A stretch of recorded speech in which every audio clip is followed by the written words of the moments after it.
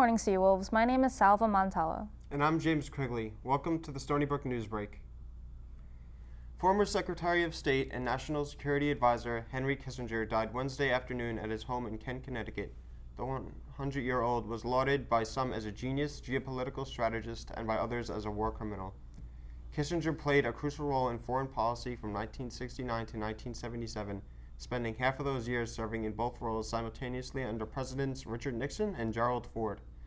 He negotiated the peace agreements that ended American involvement in the Vietnam War, eased tensions between the U.S. and Soviet Union through arms control negotiations, and is credited with helping establish diplomatic relations between the U.S. and China.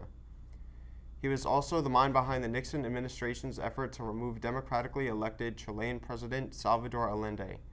In his later years, he gave speeches, continued to offer advice to Republicans and Democrats, and managed a global consulting business.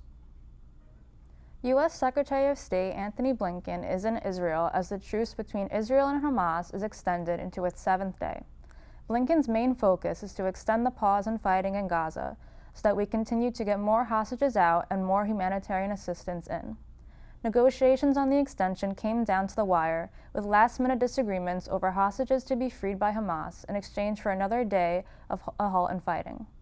Word of the extension came just as the truce was to expire at 7 a.m. Thursday. We do not want this war to widen.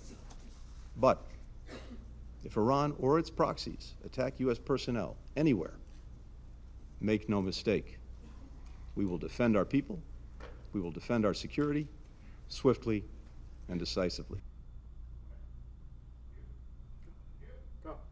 Earlier in the day, 10 Israelis, including an Israeli American and 4 Thai nationals, were released to the Red Cross, according to the Israel Defense Forces. Hamas has released 60 Israeli women and children and 21 people of other nationalities thus far. Israel has also released 180 Palestinian prisoners, mainly women and minorities, as part of a temporary truce agreement. The ceasefire and hostage release comes almost 2 months after Hamas captured 240 hostages during a terror attack on October 7th. The ceasefire was originally set to last 4 days before being extended to 6. During a training mission on Wednesday, a U.S. Air Force Osprey crashed off the southern coast of Japan. According to the Japanese Coast Guard, at least one of the crew members was killed, and the status of the other 7 crew members is unknown. The Coast Guard receives a call on Wednesday afternoon from a fishing boat near the crash site, and after deploying search and rescue efforts, immediately they were able to find 1 crew member who was later pronounced dead. According to a statement from the U.S. Air Force Special Operations Command, the crash occurred while performing a routine training mission off the shore of Yakushima Island. An Osprey is a hybrid aircraft that takes off and lands like a helicopter, but cruises much faster by rotating its propellers forward like a plane. Nearby residents say they saw the aircraft turn upside down, with fire coming from its engines before it exploded in the air and crashed into the sea. The Coast Guard says they plan to continue their efforts through the night, as the Japanese Vice Defense Manager Hiroyuki Maezawa said that they are doing everything they can to find those who are missing. After being trapped in tunnels under the Himalayan mountains for nearly 17 days, 41 Indian workers have been safely rescued. The workers have been trapped since November 12th, when a part of the tunnel they were helping construct gave away and blocked their only exit.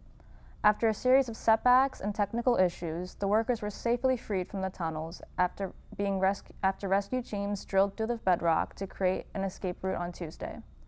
All 41 of the rescued men appear to be healthy and are not showing any symptoms of illnesses, as they are being monitored by doctors.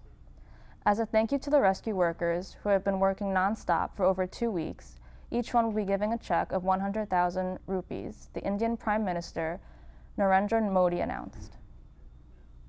That's all we have for today. I'm Salva Montella.